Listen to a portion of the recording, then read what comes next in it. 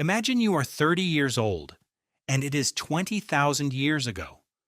You wake before the light in the warmth of other bodies, to the smell of last night's fire.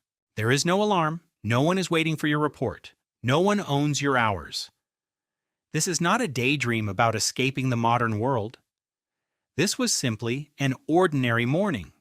For a woman exactly your age, deep in the Stone Age, long before anything you would recognize as civilization.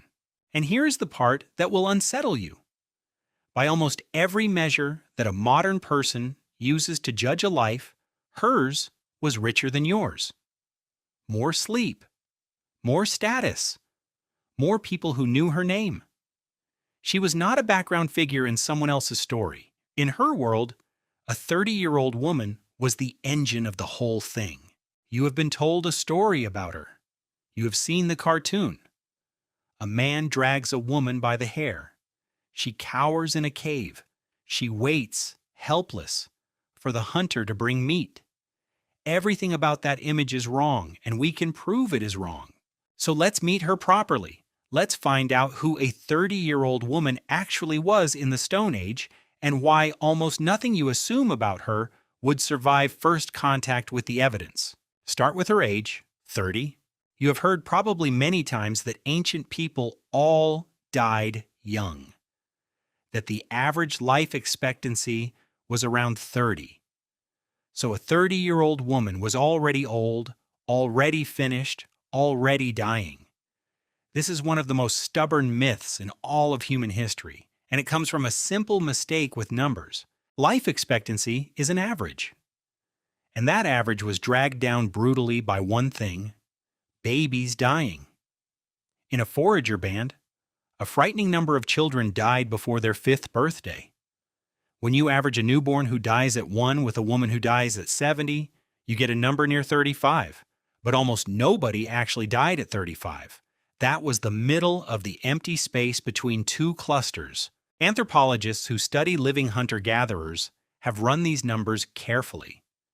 The demographer who worked with the Hadza of Tanzania, and researchers studying the Aish of Paraguay, and the Jew hoansi of the Kalahari found the same pattern again and again. If you survived childhood, your most likely age at death was not 30. It was closer to 70. Sit with that. A woman who reached 30 in the Stone Age could reasonably expect several more decades of life. She was not old, she was in her prime. She was, in the truest sense, just getting started. So who was she at 30? She was the most economically powerful person in her band, and she probably did not know it because power in her world did not announce itself the way it does in yours. For most of the 20th century, the story of prehistory was called Man the Hunter. The bold males went out, speared the mammoth, and fed everyone. The women in this telling mostly waited. But when anthropologists actually went and lived with foraging peoples and weighed the food that came into camp, the story collapsed. Consider the study that broke it open. In 1963, an anthropologist named Richard Lee went to live with the Jew/Hoansi people of the Kalahari Desert. He did something almost nobody had bothered to do. He weighed the food. He measured how many calories actually entered the camp and where they came from. The answer stunned the field. Depending on the season, somewhere between 60 and 80% of the calories the band ate did not come from hunting at all. They came from gathering, nuts, roots, berries, tubers, melons, fruit. And gathering was mostly done by women. Think about what that means. The hunt was dramatic. The hunt was a story people told at night, but the hunt was unreliable. A hunter could come back empty-handed for days. The food that actually kept the band alive day after day, the steady current of calories that meant no one starved this week, was carried into camp by women, by a 30-year-old woman and her sisters and her mother and her aunts. She was not waiting for meat. She was the reason there was anything to eat while the men chased something that might not come. And she knew things. This is the part that gets lost when we imagine her as simple. To gather in a wild landscape is not to wander and pick. It is to hold an encyclopedia in your head. She knew hundreds of plant species. She knew which root was food and which nearly identical root would kill a child. She knew where the tubers swelled fat underground months after the leaves had withered above.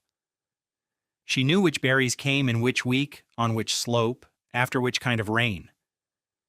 She could read the land like a text she had been studying her entire life because she had been.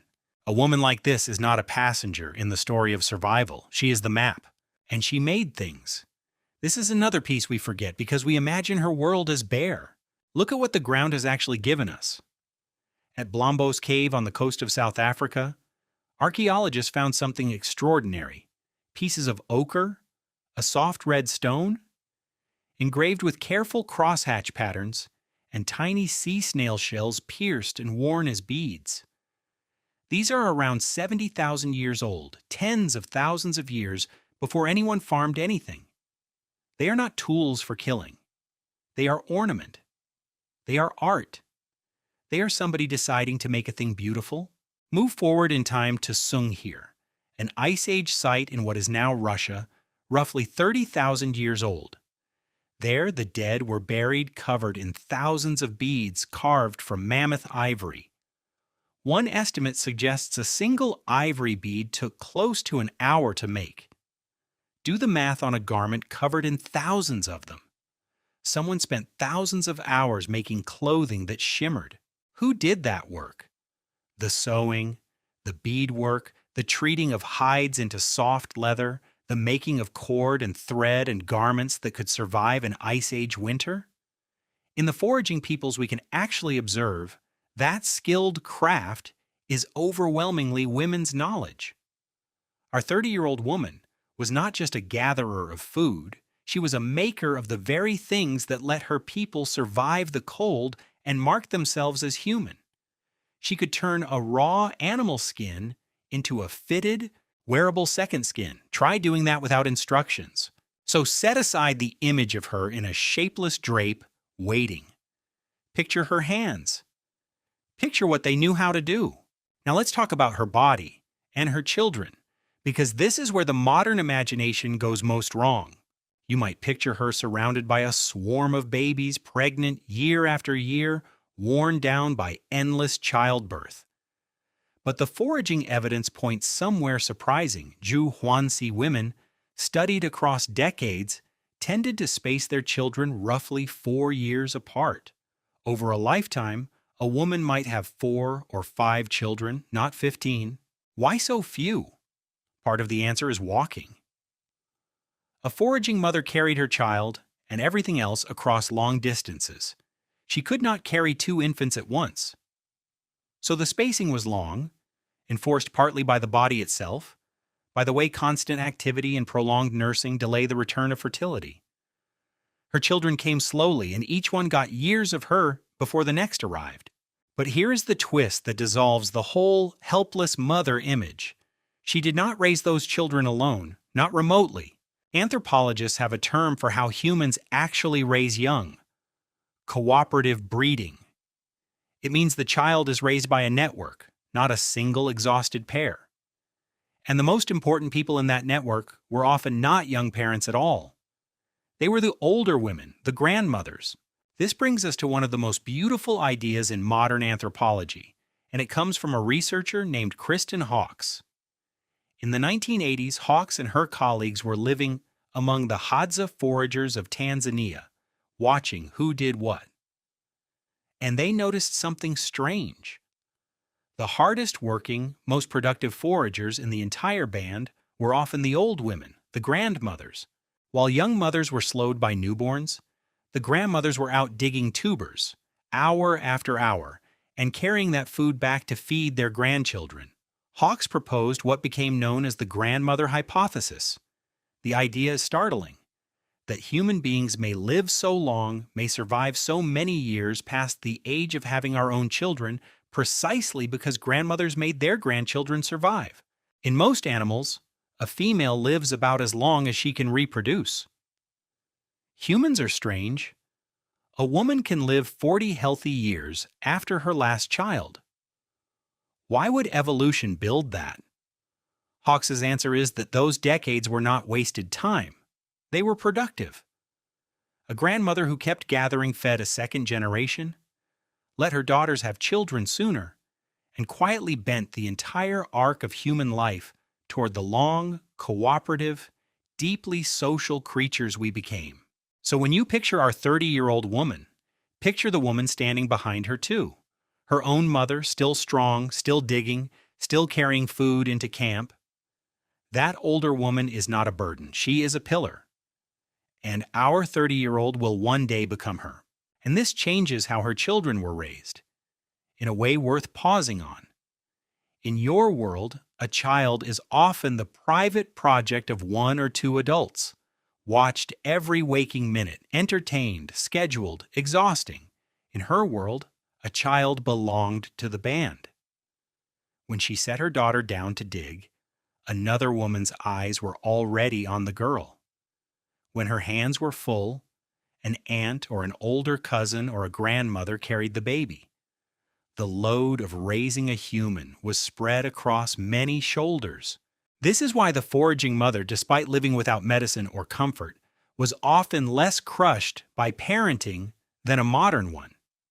She was not the sole source of everything for her child. She did not have to be present, alert, and responsible every hour, because a dozen other trusted adults shared that weight.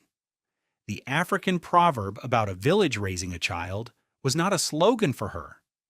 It was a literal description of Tuesday. Think about what that did to a child, too. That child grew up knowing many adults intimately, learning from all of them, safe in the knowledge that if their mother was gone for the afternoon, they were still held. That is how our species raised its young for hundreds of thousands of years. The isolated nuclear household, one tired adult, and one demanding toddler behind a closed door, is the strange new arrangement, not the ancient one. So let's reconstruct a day. Let's actually walk through it. You wake in the gray before dawn, warm, pressed against your youngest child and your sister. The fire from last night is embers. You do not leap up. There is no schedule pulling at you. You lie there for a while, listening to the band wake around you, to the low voices, to a baby fussing and being soothed. When you rise, you eat something left from yesterday. Then you gather your digging stick and a leather sling, and you set out with the other women, your daughter on your hip, your mother beside you, 3 or 4 others walking with you. This is not a chore done in isolation. This is the social event of the day. You talk the entire way. You gossip, you argue, you laugh, you plan. You walk a few miles, you are reading the ground the whole time, noticing where the soil dimples over a buried tuber, where a bush has fruited early. You dig. It is hard work, real labor, but it is unhurried and it is shared. And when you have enough, you stop. By early afternoon, you are heading back, slings heavy with food, the whole band's next few days riding on your shoulders. Studies of foraging peoples suggest something that should stop you cold. The actual work of feeding the band often took only a few hours a day. Richard Lee estimated the Jew hoansi spent something like 15 to 20 hours a week on getting food, not per day, per week. So what did she do with the rest? She rested, she made things. She fixed tools, wove, prepared skins, taught her children, visited, argued, healed disputes, and talked. Endless talking. The afternoon stretched out. Children ran in packs, watched by whoever was nearest. There was no separation between work and home, no commute, no clock. There was just the day and the people in it. Notice what is missing from that day. There is no rush. There is no single task that must be finished by an arbitrary hour, or someone will be angry. There is no stranger she must impress. There is no long stretch of the day spent entirely alone. Almost everything she did in the company of people she had known her whole life at a pace her own body set. The work was physical and sometimes hard, but it was woven through with rest and talk and company in a way that the modern working day For all its comfort, almost never is. She did not clock out from her life. She simply lived inside it all day, every day. And then there was the night. Anthropologist Polly Wiesner spent decades among the Jew/Hoansi, and she did something clever. She recorded and analyzed their conversations, and she noticed that day talk and night talk were completely different things. In the daytime, around 80% of talk was practical or complaint. Economic matters, criticism, gossip, who did what. But at night, around the fire, more than 80% of conversation became stories. At night, our 30-year-old woman sat in the firelight with everyone she loved, and the talk turned to tales, stories of ancestors, of distant relatives, of great hunts and old feuds and people who lived far away. Wiesner argued that this firelight talk was not idle. It was how culture itself was carried. It stretched the imagination. It bound people to relatives they would never meet. It taught the young who they were. Our woman was not a spectator at that fire. At 30, she was becoming one of the voices. She knew stories now. She had lived enough, buried enough, survived enough to be worth listening to. Her status was rising, not falling. In a world with no writing, a person who remembered was a library, and she was becoming one. There is one more role she held that we almost never picture, and it may have been the most important of all. She was a peacemaker. A foraging band lives at close quarters, with no police, no courts, no boss to settle a fight. When two people clash over a mate or a piece of meat or an old insult, that quarrel can crack the whole group apart. And a band that splits at the wrong moment in the wrong season can die. So the work of holding people together, of soothing tempers, of talking a furious young man down, of arranging a marriage that eased a rivalry, of reminding everyone of the ties that bound them, was constant, and it was life or death. Much of that work fell to women, and especially to women of exactly her age and older. Women with standing and long memory. She knew everyone's history. She knew who owed whom, who had wronged whom, whose grandmother had married into which family. When she spoke to calm a dispute, she spoke with the authority of someone who held the entire social map in her head. This is not soft, secondary work. In a world where a single unhealed grudge could get people killed, the woman who kept the peace was doing something as essential as the woman who found the food. Often, they were the same woman. Now, was this life a paradise? No. We should be honest, because the truth is more interesting than a fairy tale. She lived close to death in ways you do not. A cut could kill her. A difficult birth could kill her. And childbirth was genuinely dangerous, one of the real threats to a woman's life. A bad drought, a broken leg, a raid from another band, a fever with no medicine. She buried children. Almost every mother did. The grief you would feel once in a lifetime, she might feel more than once. That was the price of her world, and it was a heavy one. But notice what she did not suffer from. She did not suffer alone. When her child died, she was not sent home to grieve in an empty apartment. She grieved in the middle of a band that had all felt the same loss, that held her, that had rituals for it.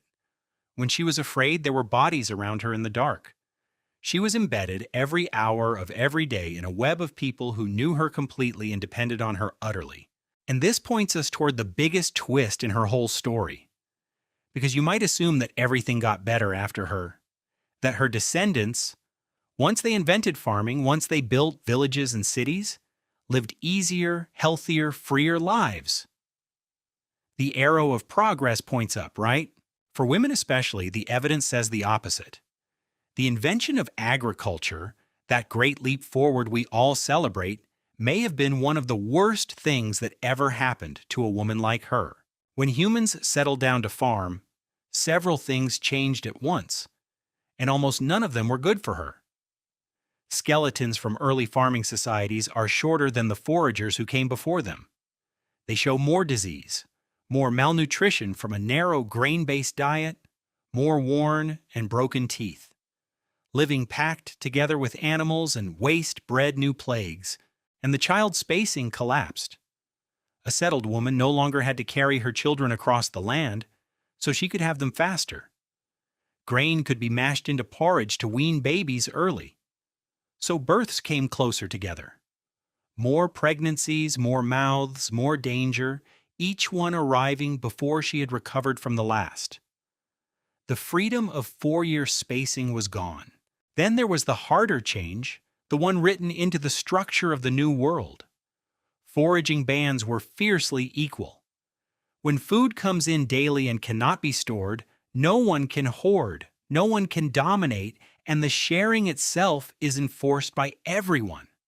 But farming produced surplus. Surplus can be stored. Stored wealth can be owned and defended and passed down. And in society after society, once wealth could be owned and inherited, it began to be controlled by men, and women's independence narrowed with it. Our 30-year-old forager, whatever hardships she faced, controlled her own food. She fed the band. Her labor was visibly, undeniably essential, and everyone could see it. Her granddaughter on the farm might work just as hard, but inside walls, unpaid, unseen, her status quietly demoted from provider to property. The cartoon of the helpless woman was not the beginning of our story. It came later, and farming helped write it. There is a harder edge to this, too. She could leave. A foraging woman was not chained to a place because there was no place, no fields to tend, no house to hold her, no stored grain she could not walk away from. If a marriage soured, if a man was cruel, she could return to her own kin, whose camp might be a day's walk away and who would take her back without shame. Her freedom to leave was itself a kind of protection. It set a limit on how badly she could be treated. Farming took that away. When wealth lived in land and herds and a house, a woman could no longer simply pick up and walk to a better situation. Her security became tied to staying. And a person who cannot leave is a person who can be controlled. The mobile, propertyless life we sometimes pity as primitive contained a freedom that the settled world quietly spent the next 10,000 years taking back. None of this is an argument that you should long to live in the Stone Age. You would miss antibiotics the first time an infection set in. You would grieve in ways modern medicine spares most of us. The point is not that her life was better. The point is that it was not the poor, brutish, waiting in the dark existence we were taught to imagine, and that some of what she had, we have lost and barely noticed the losing. So let's return to her. Standing in the low sun of a Stone Age afternoon, digging stick in hand, daughter on her hip, mother at her side. What did she have that you, with all your comfort, might quietly envy? She had time. Real, unstructured, unhurried time, the kind you have to hunt for in weekends and steal back from screens. She had certainty about her worth. She never once wondered if her work mattered because she could see the band eat what she carried. There was no abstraction between her effort and its meaning. She had people, not followers, not contacts, not names in a phone, people who had known her since birth, who would know her until death, who slept beside her and would carry her when she could not walk. She was never, in her entire life, alone in a room. She was never lonely in the specific modern way that you might be, and she had a future self worth becoming. She was not dreading age. Age for her meant power. It meant becoming a grandmother, a keeper of stories, a pillar of the next generation, the strongest forager in the band. She was walking toward respect, not away from it. None of this means her life was easy. It was not. She lived with danger and grief that would break most of us. But we have told her story upside down. We imagined her cowering when she was central. We imagined her waiting when she was working. We imagined her disposable at 30 when she was, in truth, entering her most powerful years. The next time you see that cartoon, the woman dragged by the hair, waiting in the dark for a man to save her, remember what the bones and the calories and the living foragers actually tell us. Remember Richard Lee weighing the food and finding that the women fed everyone. Remember Kristen Hawkes watching the grandmothers outwork everyone in camp. Remember Polly Weissner at the fire, listening to the stories that carried a people through time. That 30-year-old woman is your ancestor. Every single one of us descends from women exactly like her, who gathered and carried and remembered and endured long enough to pass life forward. You are here because she was strong.